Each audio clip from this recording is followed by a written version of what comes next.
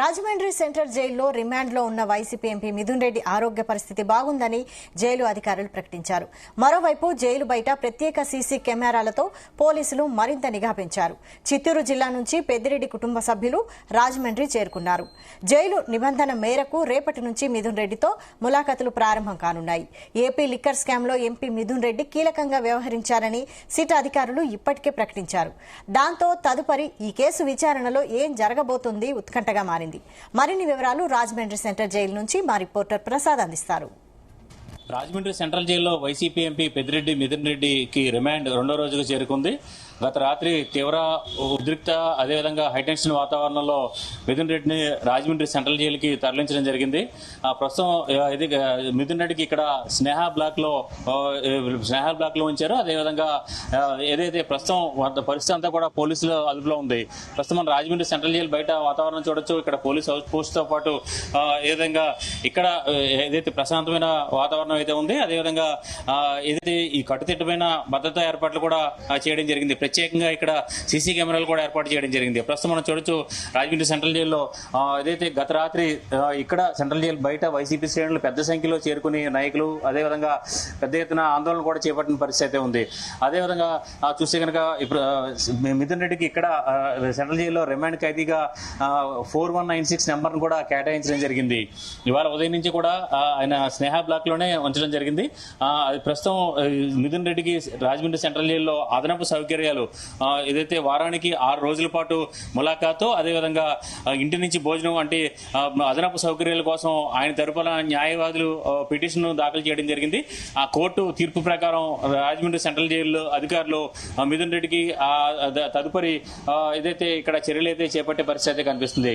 మరోవైపు చూస్తే కనుక ఇక్కడ ఏదైతే సంచలనం సృష్టించిన ఏపీ లిక్కర్ స్కామ్ లో A4 గా మిథున్ రెడ్డిని కూడా అరెస్ట్ చేయడం జరిగింది. అదేవిధంగా రిమాండ్ రిపోర్ట్ లో అనేక కారణాలు దాదాపు 29 కారణాలు కూడా పేర్కొనడం జరిగింది. ఏదైతే లిక్కర్ స్కామ్ కు సంబంధించిన గత ప్రభుత్వంలో మొత్తం లిక్కర్ స్కామ్ కు సంబంధించిన మద్యం విధానాన్ని రూపొందించడం, అదేవిధంగా ఈ స్కామ్ కు సంబంధించిన కీలక సూత్రధారి మిథున్ రెడ్డి అని చెప్పి కూడా సిట్ రిమాండ్ రిపోర్ట్ లో పేర్కొన్న పరిస్థితి ఉంది. అదేవిధంగా ఈ ప్రస్తుతం రిమాండ్ లో ఉన్న మిథున్ రెడ్డిని కూడా కస్టడీ పిటిషన్ లోకి కూడా తీసుకునేందుకు కూడా కోర్టు అనుమతిని కూడా కోరబోతున్నారు. కస్టడీ పిటిషన్ కస్టడీలో కనుక తీసుకుంటే అక్కడ తదుపరి విచారణలో ఈ కేసు ఎలాంటి మలుపు తిరుగుతుందని చెప్పి కూడా ఒక ఉత్కంఠ అయితే నెలకొన్న పరిస్థితి అయితే ఉంది. ప్రస్తుతం ములాఖాతులు కూడా ఏదైతే వారానికి 6 రోజులు అంటే సాధారణ ములాఖాతులు వారానికి 3 రోజులు అనుమతిస్తారు కుటుంబ సభ్యులు అదేవిధంగా ఇతరులను కూడా. అదే ప్రస్తుతం 6 రోజుల పాటు ములాఖాతులు ఇవ్వాలని చెప్పి కూడా ఇక్కడ మిథున్ రెడ్డి తరపు న్యాయవాదులు కూడా కోర్టుని వినవించుకుంటున్న పరిస్థితి అయితే ఉంది. అయితే ప్రస్తుతం చూస్తే కనుక ఇవాళ ఇప్పటికే ఉదయం నుంచి కూడా చిత్తూరు జిల్లాకు సంబంధించిన నాయకులు అదేవిధంగా మిథున్ రెడ్డి బంధువులంతా కూడా రాజమండ్రి చేరుకున్నారు.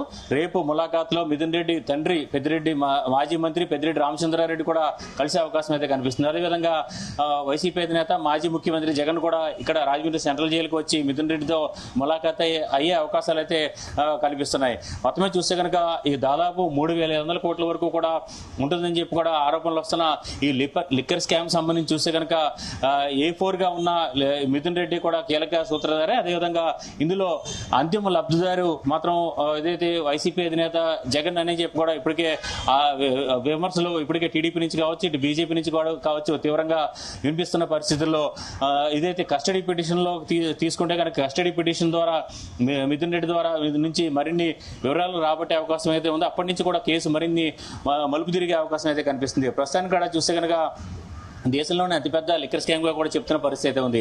అదేవిధంగా వైసీపీ అయితే దీన్ని పూర్తిగా రాజకీయ కక్షతోనే అరెస్ట్ చేశారని చెప్పి కూడా వైసీపీ తీవ్రంగా ఈ అరెస్ట్ ను కూడా ఖండిస్తూ గత రాత్రి కూడా అంటే గత ప్రభుత్వంలో ఏదైతే 2014-19 మధ్య చంద్రబాబు ప్రభుత్వంలో అనుమతించిన డిస్టిలరీలోనే గత ప్రభుత్వంలో జగన్ కొనసాగించారు తప్ప ఇందులో స్కామ్ లేదని చెప్పి కూడా వైసీపీ నుంచి కూడా దీనికి సంబంధించిన విమర్శలు వస్తున్న పరిస్థితి అయితే ఉంది. మొత్తమే చూస్తే కనుక ఇక్కడ ప్రస్తుతం మిథున్ రెడ్డి మాత్రం ఇవాళ రిమాండ్ రెండో రోజుకి చేరుకుంది. అదేవిధంగా స్నేహ బ్లాక్ అంటే వీఐపీ ఖైదీ కావడంతో ఆయన ముఖ్యంగా ప్రస్తుతం సిట్టింగ్ ఎంపీగా ఉన్నారు. గతంలో లోక్సభ ప్యానెల్ స్పీకర్ గా కూడా పనిచేసిన పరిస్థితి ఉంది. ఈ నేపథ్యంలో ఆయనకి స్నేహ బ్లాక్ అయితే కేటాయించారు. స్నేహ బ్లాక్ అంటే గత ప్రభుత్వంలో అప్పటి ప్రతిపక్ష నేత చంద్రబాబుని అరెస్ట్ చేసి ఉంచిన స్నేహ బ్లాక్ లోనే ఇప్పుడు మిథున్ రెడ్డిని కూడా ఉంచిన పరిస్థితి అయితే ఉంది.